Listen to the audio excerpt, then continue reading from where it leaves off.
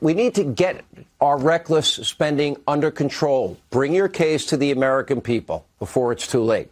Here to discuss, Florida Congressman Matt Gaetz, Texas Congressman Chip Roy.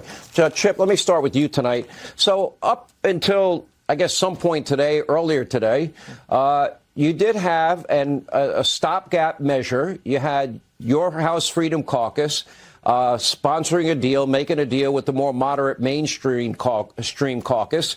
That would impose an 8% spending cut on federal agencies, not including the national defense budget, the Department of Veterans Affairs, or any amounts designated for disaster relief. And that would fund the government through October 31st. So my question is, what happened to that deal and where do we go from here?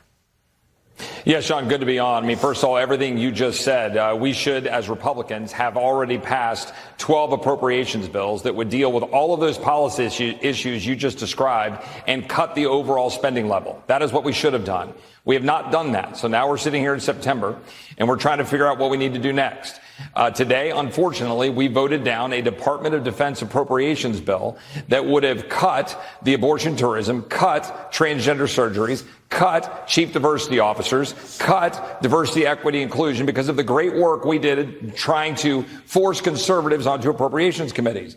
And similarly to the question you just asked, we put forward a bill that would have cut spending to all of the non-defense, non-veteran bureaucracy by 8% and attached to it H2, the strongest border security bill we've ever passed to try to check Joe Biden's open borders. We wanted to tell Democrats you should either shut down the border or you're going to deal with a shutdown government. Unfortunately, now we are in danger of turning over home field advantage to the Democrats and giving Democrats power to make the decisions next week rather than doing our job. I think that's a mistake. Some of my colleagues in good faith, including the one who's just about to talk, who's a friend of mine, I think we made a bad choice this week. I think we could have moved forward. Now we got to figure out how to set a top line number and try to move appropriations bills like we should have done all the way back in July.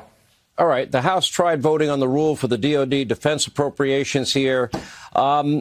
Matt, was that voting against even bringing up the bill or having a discussion and voting on it and the 170 amendments that I guess you can add to a bill like that?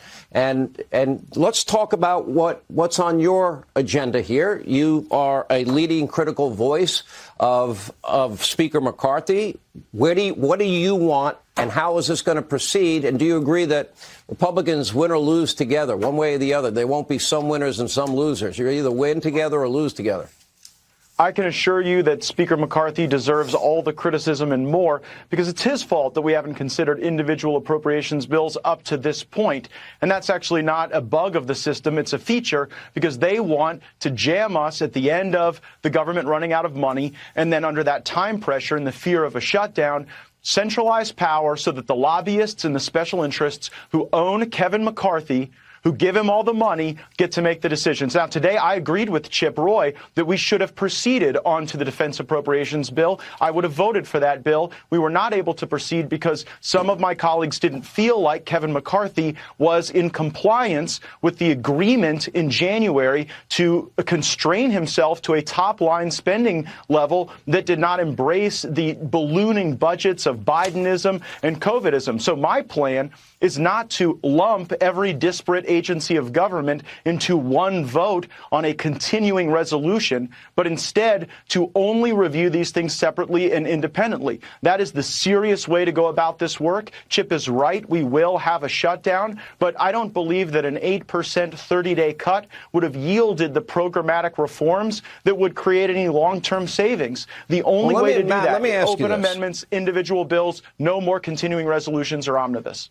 We have the moderate wing now threatening a clean CR, which would be a loss for anybody that believes in fiscal responsibility. You have even Mitch McConnell admonishing you members of the House for daring to even consider fiscal responsibility. I think the irresponsible one is him in this particular case, because I think spending levels are too high. $2 trillion in new debt this year alone. At what point is enough enough?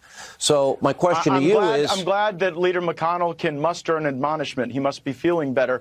But when it comes to a clean CR, if House moderates want to join with Democrats to advance every feature of the Biden government, thinking that that's going to be good for them politically, they will be signing signing their own political death warrant and handing it to their executioner, because it won't be conservatives going after those moderates in the next elections. It'll be the very Democrats that they're in coalition with. And you know what, Sean? If your viewers in this country are really governed by a uniparty, then let's go ahead and expose that, and people like Chip Roy and I will be fighting against it for less spending and to defang this woke and weaponized government. All right. So I guess, Chip, the question is, and I think Matt brings up a lot of good points here. I mean, if we're going to put the American people first and fiscal responsibility is key, 33 trillion. For most people, I guess it becomes million, billion, trillion. 33 trillion. Just imagine that number that we're putting on our kids and grandkids. 2 trillion in new debt under Biden this year alone. So, give me a solution that benefits the people of this country. That's who I know you both want to serve, and supposedly your fellow members want to serve. Yeah, Sean, I mean, look, I couldn't agree more. And again, Matt and I are equally committed and on the same team in terms of what we're trying to do to push back on the Biden administration and cut spending. Look, the issue here is, and the reason I was supportive of putting forward a proposal that would have advanced spending for literally 30 days with an 8% cut to federal spending and to the federal bureaucracy and moved the H.R. 2 border security bills, because, Sean, my state of Texas is under assault. People are dying. People are dying from fentanyl poisoning. Little children are getting sold in the sex trafficking trade. And I wanted to hang that around Chuck Schumer's neck. I wanted him to have to go back to the people of New York and say, you know what? All that you're facing here in New York, I'm going to ignore that. You know what? I'm more interested in an open border than in making sure that we actually close the border. And instead, we're going to end up with a shutdown government. That's the reality. What's the strategy going forward? Well, I mean, right now we're in a position where I'm literally in the Capitol. I'm going to go back downstairs trying to figure out a top line number that will get 218 Republicans united to move forward with appropriations bills. And again, I wish we'd have done this months ago. We're working towards trying to do it. But look, it's a bit of an uphill climb, because I do believe that there are members of the Republican conference who are about right on the verge of working a deal with Democrats, in which case we end up with a continuing resolution that funds into December at the Pelosi levels, and we may end up with Ukraine funding or emergency spending on top of it. I'd like to stand in front of that. That's why I put forward a proposal that I thought would cut spending, secure the border of the United States. That's where I think we ought to go. We ought to be beating the heck out of Democrats over what they're doing to open borders and their spending. We had a way to do it, and unfortunately, we didn't take that path. So now I'm down here working and trying to figure out what's next.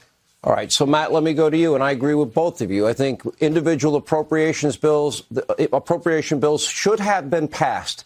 There's no excuse for that, especially when you are in control of the House, albeit a small majority. But that is a reality. You are dealing with moderate voices in that caucus, apparently ones that would even do a deal with the Democrats. So I ask you, now dealing with the reality of where we are, going forward, what works for you? What can you and Chip put on a whiteboard and get that caucus to buy into? 218 of you anyway.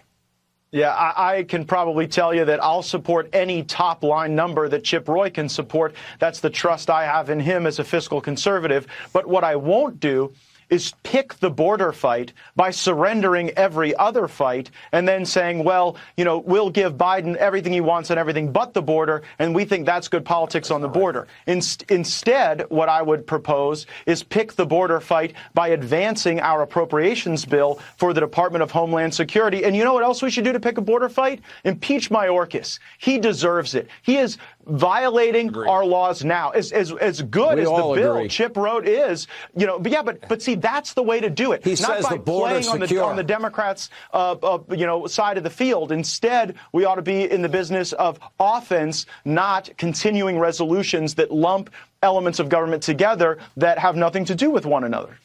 All right, let me put out a scenario. Let's say you guys are able to get together and you pull 218 votes together. And I think these other votes, appropriations, a month more added onto it. That's enough time. They need to get their job done. My question is really simple. Then you're going to have to reconcile with the Senate. I don't think Mitch McConnell or moderates in the Senate support even responsible spending. So you go to conference. What happens in conference? What then becomes acceptable? Because now you're definitely going to water it down. At least they'll be insisting on it. And how long are you guys willing to let the government shut down in the process, Chip? Well, first of all, I'm not 100% sure that we're going to get to shutdown for the reasons I was just articulating in terms of some of our colleagues that are talking to some of our other colleagues on the other side of the aisle. But if we were to get there, I certainly think we should ride it out as long as we can to force our Senate, colleagues to the table. But you've got to send the right conferees to the table. Today was a good sign on the National Defense Authorization Act that we've got a few of our conservatives from HFC on the conference, committee. But right now, our first job is to get some legislation out of the House, send it over to the Senate that represents our priorities at the right spending levels. That's what we've got to do. We got to focus like a laser. American people sent us here to actually stand up for them against the Biden Democrat machine. We've got to send bills out of this House that represent our spending levels and policy priorities. All right, Matt, we'll give you the last word. Yeah, one thing Chip and I agree on for sure is that the best way to prepare for a conference that is successful for the American people is for the House of Representatives to start with the most conservative position, not for us to try to meet Mitch McConnell halfway before even getting to what will be necessary to save the country. So, gosh, if we had the White House and we had the border bill that Chip put together and we had individual spending bills, we might just have one last best hope to save this country from financial ruin. Republicans need to pay attention. If you don't distinguish yourself in the House on the issue of balanced budget, spending, and not putting debt on our children, where are you going to fight? What are you there for? Thank you both. Appreciate it. Wish you both the best in the next, 10 days now.